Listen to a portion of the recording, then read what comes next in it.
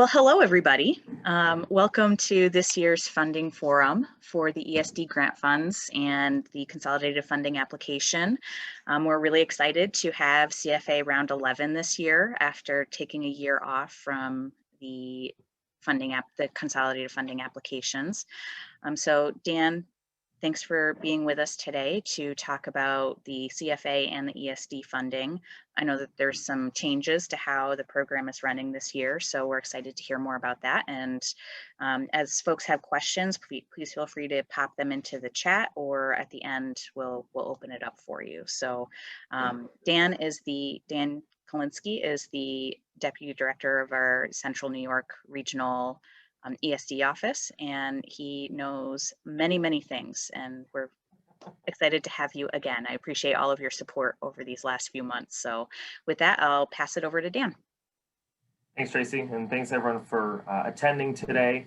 As Tracy said, my name is Dan Kolinski. I'm the Deputy Director at Empire State Development for Central New York. And just real quick, going to give you an overview of what we're going to talk about today. I'm going to give a quick overview of the Regional Council. I know many of you are familiar with the regional councils now that we're going into our 11th year, just kind of what they've done in the economic development that has come from that process. Then we'll dive into the Consolidated Funding Application, specifically some of the changes, some exciting changes to announce this year. I will then specifically talk about Empire State Development's funding sources, and again, specifically the ESD Grant Funds and the tax credit program. And then there's a couple of additional funding sources that are available this year that we'll go into some detail on as well. Real quick, economic development, the Regional Council.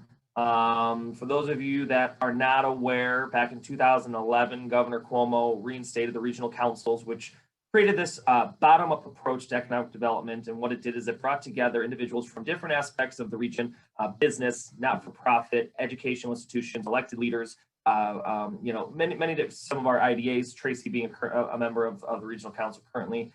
And what their purpose was to create a strategic plan for our region that was specific to our region, because obviously the needs of Auburn and the needs of Cayuga County are not the same needs of New York City or Long Island.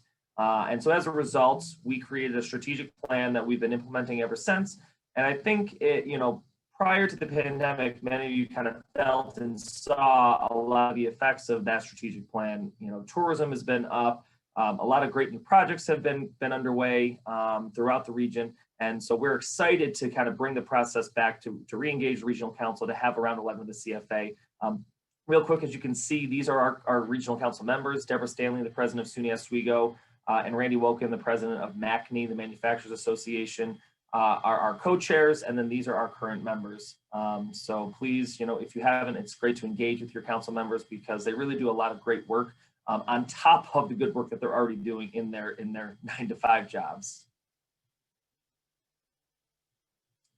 So just a quick overview, these are the 10 economic development regions throughout New York State. As I mentioned, Central New York, our region is Onondaga County, Cayuga County, Oswego County, Madison County, and Cortland County. And what I'm always proud to point out is, as you can see throughout the awards over the last, since 2011, or the last 10 years, we've been awarded the most money out of any region to date. That is something that is really a testament to the work of people like Tracy and our council members, but also you all for attending these types of meetings, for being proactive and reaching out to our offices so that we can engage with you at an early phase to ensure that your projects are ready to go and that they put their kind of best foot forward. So we're hoping to once again be extremely successful in funding some great projects this year. As I said, Central New York leads all regions in awarded funding to date. So the Consolidated Funding Application, I know many of you have worked with it in the past. I'm going to give kind of just a quick overview for those of you who haven't. Basically what this did is, back in 2011, they created a streamlined approach to funding through New York State. Before the CFA existed, if you wanted to apply for programming or funding through ESD, you would reach out to someone like me in our office. Let's say then you also wanted to apply for funding through the DEC or the Department of Labor. You would then reach out to someone in their office and fill out another application that probably about 50% of the information was exactly the same.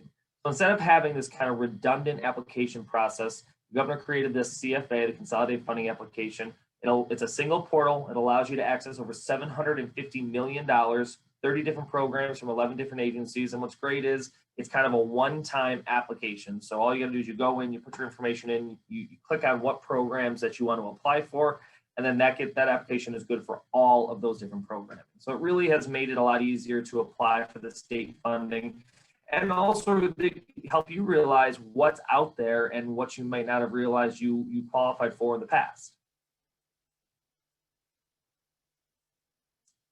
And again, as I said, these regional councils were created as a top-down, kind of changed the top-down approach to economic development that had existed, where people in Albany were making decisions for us here on the ground. Since 2011, $6.9 billion has been awarded and committed, supporting over 8,300 projects statewide. That's a commitment of 240,000 jobs created or retained, as well as $400 million to 40 downtown revitalization initiative communities, of which Auburn was a winner back in 2018, I believe. So very exciting stuff, and we'll have more to announce on round 5 of DRI coming later this summer. So going back to the Consolidated Funding Application, so if you look to your left, that apps.cio.ny.gov, that's the link that you'll use to get to the CFA application itself.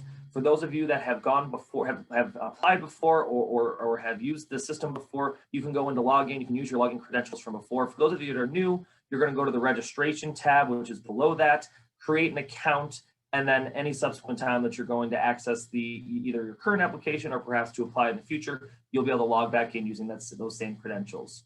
And then on the screen to the right, you'll see at regionalcouncils.ny.gov, we have some tools and some overviews that'll help you in trying to, if you're having issues filling out your application or if you have questions. I would suggest first going to the manual that says right there at the top, CFA overview, see the manual. That is a screen-by-screen walkthrough of the application, how it works, and giving you some advice on answering some of those questions. If you go to the bottom, we also have available resources. That is a very large document, about 300 pages, that discusses all of the available resources, who's eligible, if there's an application deadline, when you have to apply by, how much money you're eligible up to. So I definitely recommend checking that out, seeing what programs are out there to see if you might be eligible for some of those different programming. Again, this is the CFA resource guide. This just gives you an example of, it gives you an overview of programs. These are specific to the programs that are subject to the July 30th deadline. Again, quick overview of each of those programs, how much money is available into them. And then if you scroll down and you look at that program farther down in the document, it'll give you the specifics for who's eligible, how to apply, any timelines and deadlines that might exist, etc. Speaking of the CFA timeline, so for those programs that do fall under a deadline, and they're very clearly marked as so, the CFA opened May 10th. That application will close July 30th at 4 p.m. There will be no late submissions. So please, if you're planning to apply for one of those deadline programs, get your application in early. The system literally shuts down at 4 p.m. and it cannot be accessed again. So if your application is not in by that time, your application won't be considered for review this year. Now, what is nice, and something that I'll get into in a little more detail in the next slide, is the majority of people, one of the most popular programs is the ESD Grant Funds. That used to fall under the deadline and would be subject to that July 30th deadline for submission. That is not the case this year. The ESD program will be on a rolling basis, so that will fall under our open enrollment program. Again, the open enrollment program opened on May 10th. However, that application will stay open with multiple reviews until the funds are exhausted. So they will be reviewed on a quarterly basis or more frequently if needed.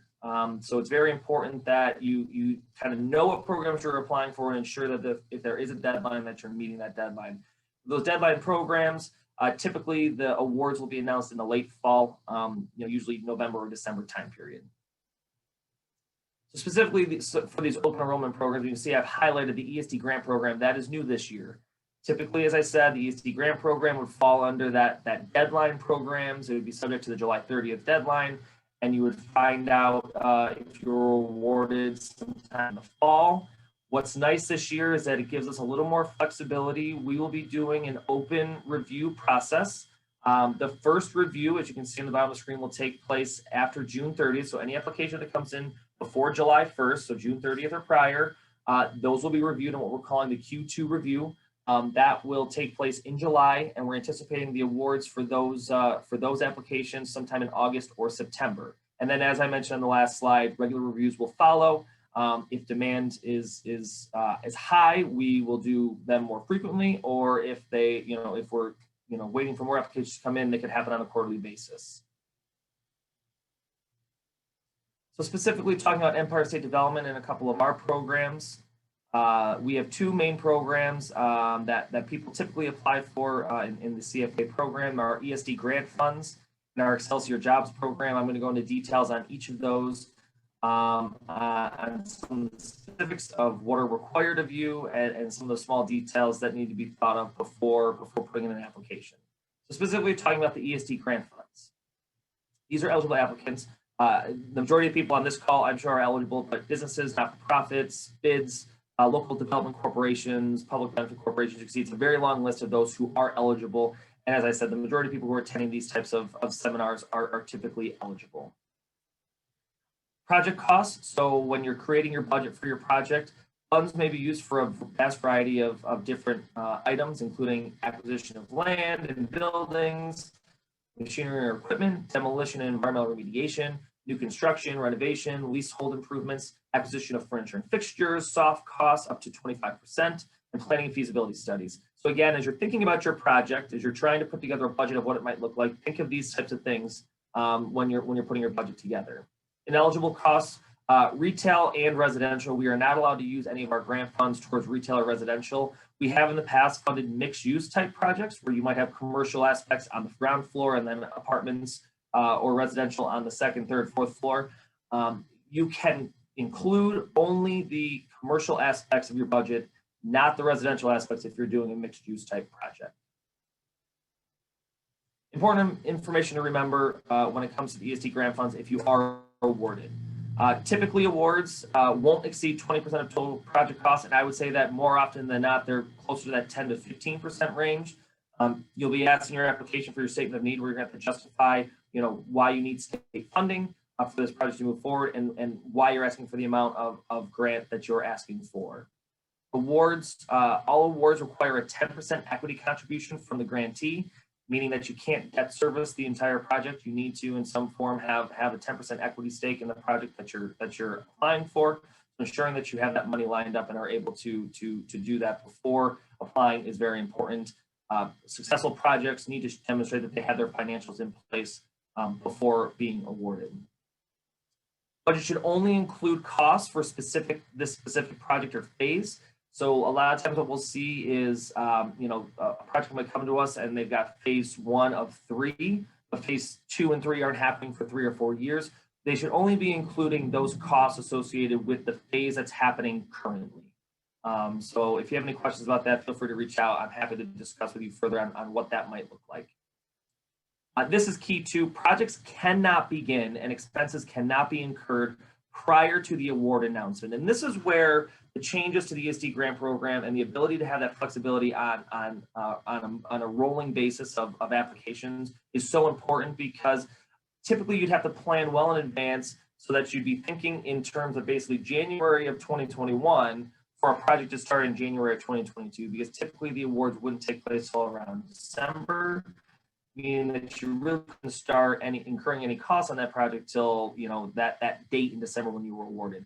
Now that we're having the applications on more of a rolling basis, it allows more flexibility for businesses to think kind of in the more near term of, oh, I have a project that's going to be off the ground this summer, which means if I get my application in June, then I should be able to have a review and an answer by the time I want to move forward with this project. Another key aspect to this is funds are dispersed in arrears. Meaning that you must complete the project, you must do any hiring that you've committed to before the reimbursement will take place. Typically, we can work with you if a project's going to take an extended period of time on a disbursement schedule. So if you need a little bit more of the cash flow earlier, we could set something up where perhaps you see 50% of the grant once a certain percentage of the project is complete and some of the hiring takes place.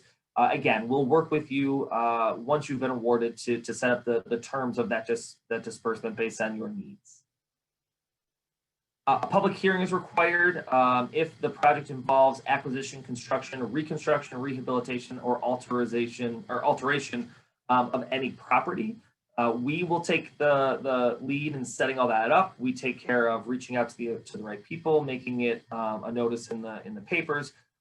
So these are more of a formality, but they are required by law, so that if there are any, if the public would like to make any comments towards a project, they have the opportunity to do so. Again, that is something that we take care of. It doesn't fall on you as the grantee to do that.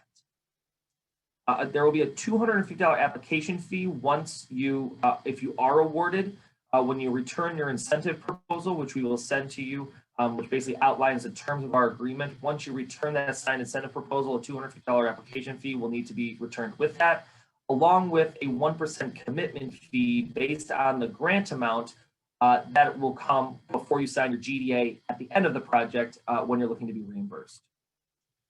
And something that needs to definitely be reminded, because sometimes people miss this, is that most projects will be assigned an MWBE goal. Usually that falls between 30 and 35%, but sometimes it can be less or more depending on the type of project that it is. And it is very important that you know what those goals are up front, because we want to make sure that individuals are aware of them, so that they're reaching out to the right contractors, or they're asking for help from us early in order to help meet those goals if they're having issues. So typically, I would have my colleague Ryan Smith join me at this time. Ryan Smith works in our Division of Minority Women's Business Development. He is right here in Syracuse, is a great asset to not only to myself and our office, but to all of upstate New York in terms of helping people who have questions with either their own MWBE statuses or if they're having issues trying to meet those goals. So what he'd like to do is he shows off a couple of the tools that are available through the New York State Contract Reporter. You can see the website on the right, www.nyscr.ny.gov. And if you're either a company that's looking to hire a certified MWBE, you can advertise that job on this website. You just click on the I want to advertise opportunities, the little blue square. Or if you are a certified MWBE and you're looking for work, you can click on the green square, I want to find contracts to bid on.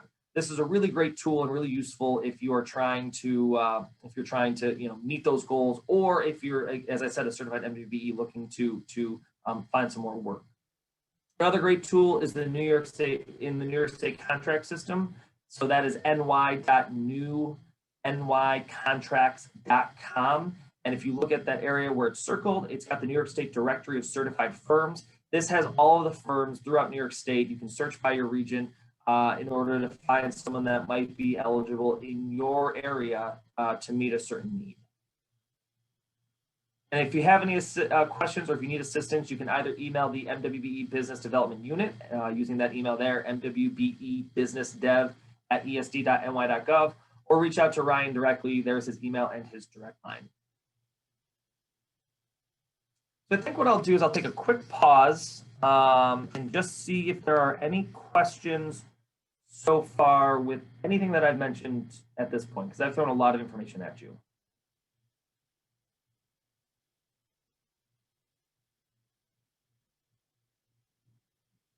Okay, hearing none, I will continue with the Excelsior Jobs Program.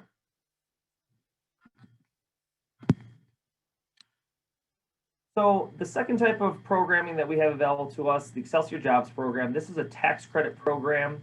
It has multiple different tax credits available to it. So what is it? A refundable tax credit available for economic development initiatives and projects that either create or retain jobs, prevent, reduce, or eliminate unemployment and underemployment, or increase business activity in the community or region.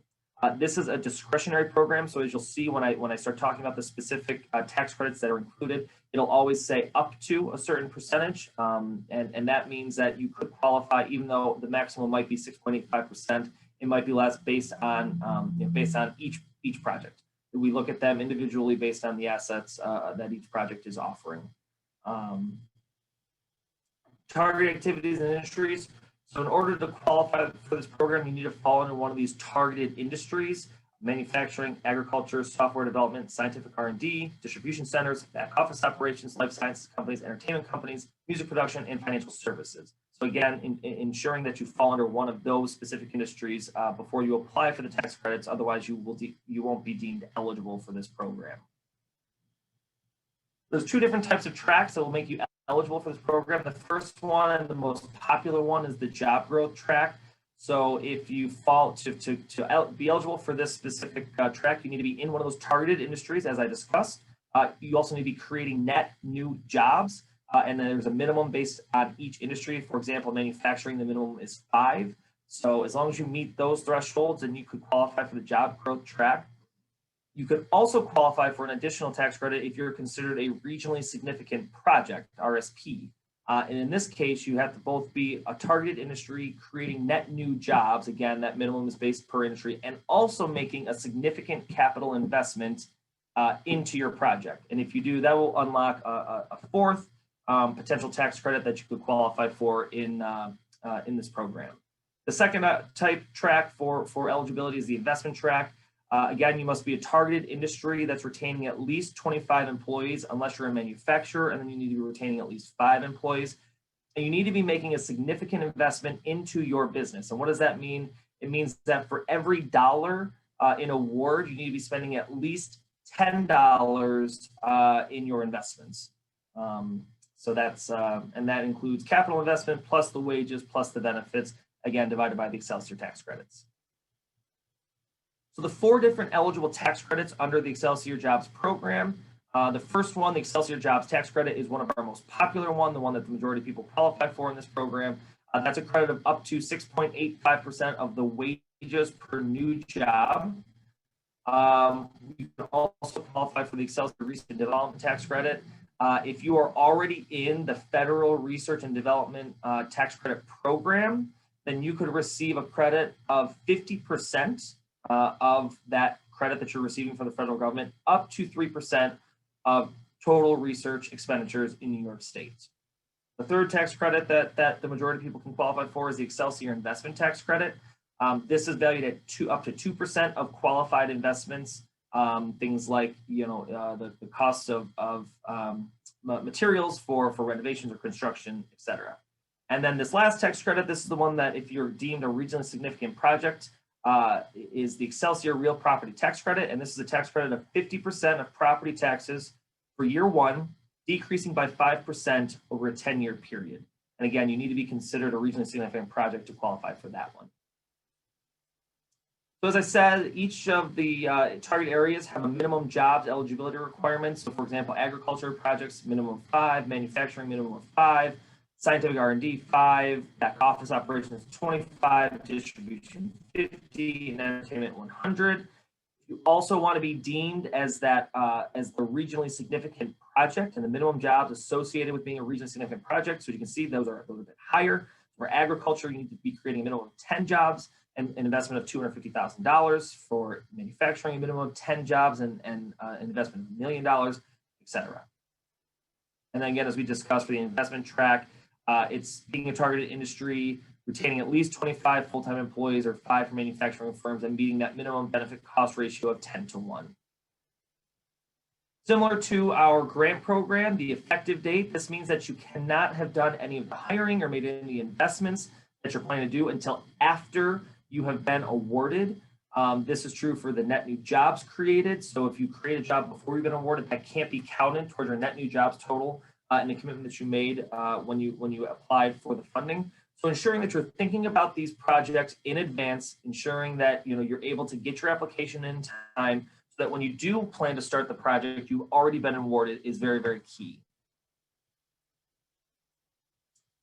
So some of the new funding programs available this year, I'm sure if you've been listening to the governor's budget talks, then you've heard a little bit about them, and I'm just going to go into some quick details. I know not all of these will be appropriate for individuals here, but why I like to touch on them is, we live in a very interconnected world, and we all have relationships within our own communities. So, just because the Arts and Cultural Organizations Recovery Program may not be the right thing for you, you might have a friend who works at a theater, runs a theater, owns a theater, who might be eligible, and you might say, hey, Joe Smith, I just heard about this program that I think you should look into because I think you're eligible for it. That's why I like to make sure that we're all aware of what's happening out there, and we're able to talk to the programs that might help our friends and neighbors. So the main one that's going to be beneficial to, I think, individuals on this call is the Small Business Recovery Grant Program. This is $800 million in flexible grant funding that will go to impacted small businesses. What's great is this is a retrospective focus and will cover COVID-related losses starting in March 1st of last year and all the way up till April 1st of this year. So it covers basically the entirety of the COVID pandemic. It's as I said, a flexible funding source, so it can go to many things like covering rent, payroll, supplies, PPE, a lot of different things that can go into that the grant funding could be used for. And we're specifically trying to assist micro businesses, those businesses that are 10 or fewer, and those that are kind of socially or kind of economically disadvantaged. Grants, services, expenses will go to viable New York State small businesses, as I said, including micro businesses and for-profit arts and cultural organizations. Businesses must demonstrate COVID-related losses and be unable to obtain sufficient federal funding. So what we'll do is when you're connected with somebody through this program, they will look to see what federal funding is available to see if there's anything that you can access at the federal level first. And if there isn't a sufficient funds to meet those losses that you've shown, then you can also qualify through the New York State program. Grant awards will be calculated based on a business's annual gross receipts for the 2019 year. And what you can be eligible for, annual gross receipts between $25,000 and $49,999 will be eligible for an award of $5,000 per business. Annual gross receipts from $50,000 to $99,999 will be eligible for an award of $10,000 per business. And anyone who has annual gross receipts of $100,000 to $500,000 award would be 10% of those gross receipts with a maximum grant of $50,000. This application portal is expected to be open on June 10th at 9 a.m. So please be on the lookout for that if you're planning to apply for these funding sources.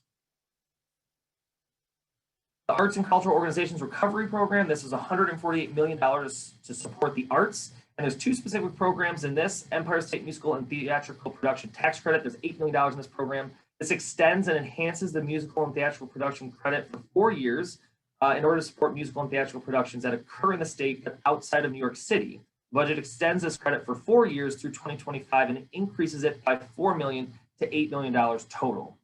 We also have the Arts and Cultural Organization Recovery Grant Program. There's $40 million in this grant program.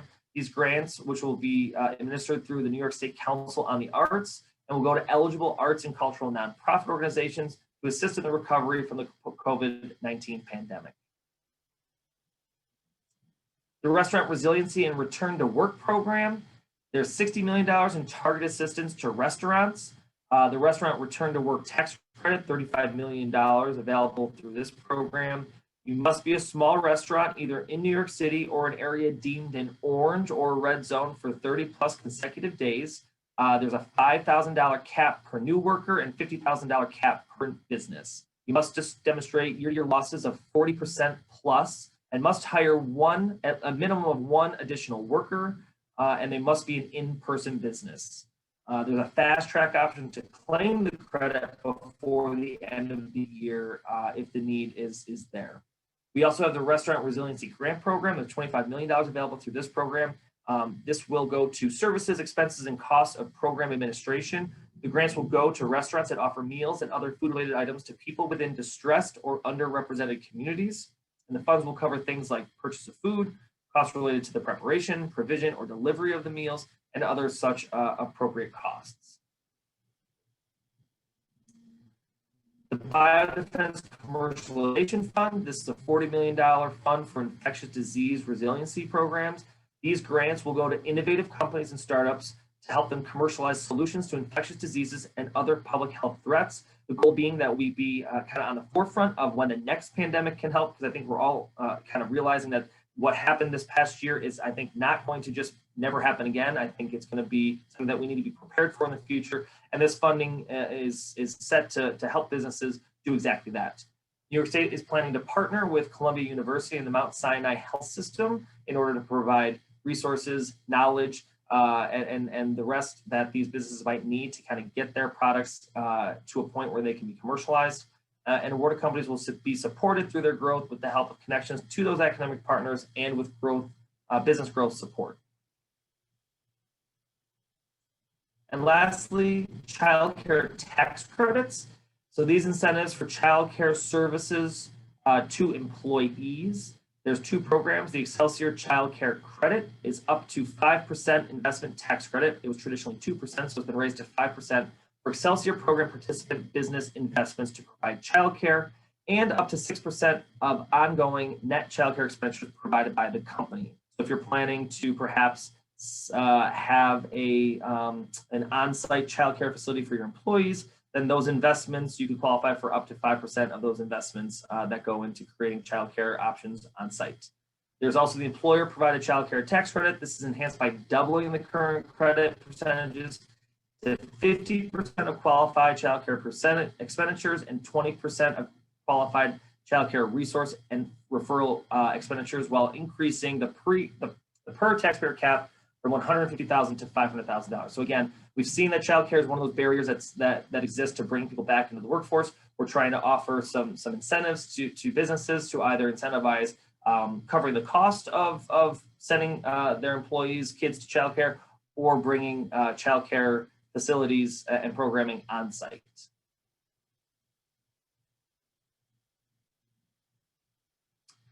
And for those of you who are just trying to kind of figure out if your project is right for our funding sources, I have created this potential project application. It's a 2-pager. The CFA can be a bit daunting. It's a long application. There's a lot of questions and they ask for a lot of information. So I created this just as a way to make us aware of what's out there, to kind of make that initial connection with you. I will be sending a Word form of this to Tracy along with the slide deck from today's presentation, so that you'll have that. Feel free to reach out to me. My contact information is on the right. You can call me directly as well. I'm happy to discuss with you your project and what programs might be good for you. So feel free to reach out at any time. Again, I will make this all available to you. And with that, I will take any questions you might have.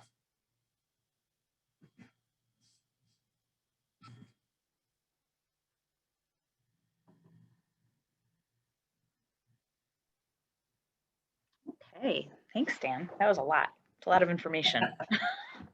So I'm glad it was recorded and that we can reference back. I'm excited to see some of these other programs open up as well with the small business program and the restaurant program. So do we have any questions from anybody in the crowd or online? Unmute or put it in the chat.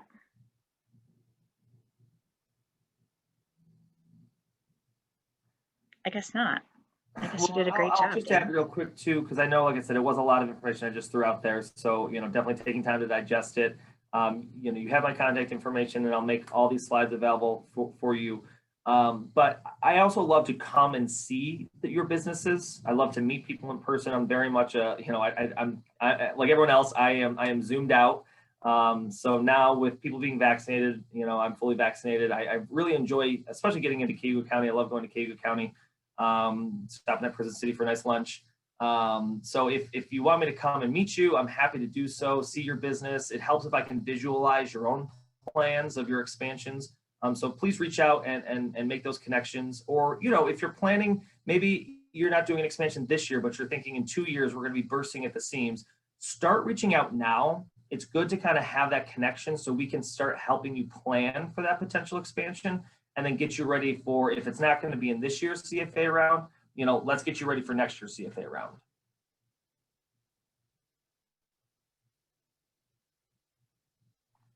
Yeah. And I see that we have some potential repeat applicants here on the call too. So we've got a few folks that I think have received funding in the past, and we actually do see this quite often where businesses that utilize CFA funding, ESD funding, for a project will come back and apply again for their next project. So that's certainly a possible path. Absolutely. Yep. Past award does not preclude you from winning another award. Again, every project is weighed individually based on its individual merits. So one other thing I will add, which is not always the case. There was a little more flexibility in that kind of the timing when a project would be off the ground, because we have the rolling application this year. There really is an emphasis on project readiness. So, if you're planning to apply before that June 30th deadline, it's really, the project should be ready to go within the next 3 to 6 months. You shouldn't be in the phase where you're just starting to figure out financing or you're just starting to do your design. We're really looking for those projects that are going to be ready to hit the ground running once they've been awarded. So keeping that in mind, definitely reach out to me if you're not sure when you might want to apply. Because again, that project readiness is pretty key this year. And I've said to a lot of people, because someone asked, well, what if I don't get in by the June 30th? Is the whole $20 million going to be gone after that first review? And I don't see that. We're already at June 3rd, and I just don't anticipate us going through the money will still be there in later reviews. So take your time to make sure that you put in a good application. I would rather people, spend extra time and make sure that they're putting their best foot forward. Yeah, and to reiterate, if you apply for June 30th and you aren't awarded, you can reapply. You can clone your application, address any insufficiencies in that application, and reapply in a later round as well. So, if for some reason something isn't quite lined up right in that first time go around, it's relatively simple to apply again with the way the system is set up now. That isn't to encourage you to apply too early, but just know that you aren't, if you're not awarded, you have a chance to revisit some of those areas that perhaps needed to have some more planning or some of the weaknesses in the original application. And if you're also planning to apply before June 30th for the ESD grant funds, that also does not preclude you from any of those deadline funding sources. So that list that I showed you for the July 30th deadline, what we'll do basically is we'll review your ESD grant application separate, but then your application for the July 30th programs, you'll still be able to apply for some of those as well. Yeah, and on having on reapplying, just keep in mind if you've received an award for a project in the past, you're looking to apply again, just make sure it's a separate project. It's not generally likely that the same project, unless the project scope has changed, will be funded a second time, unless the project was phased or something like that. So, don't necessarily come back for funding for the same project you've already got funding for, but if you have a new project, it's certainly a good idea to look at it again.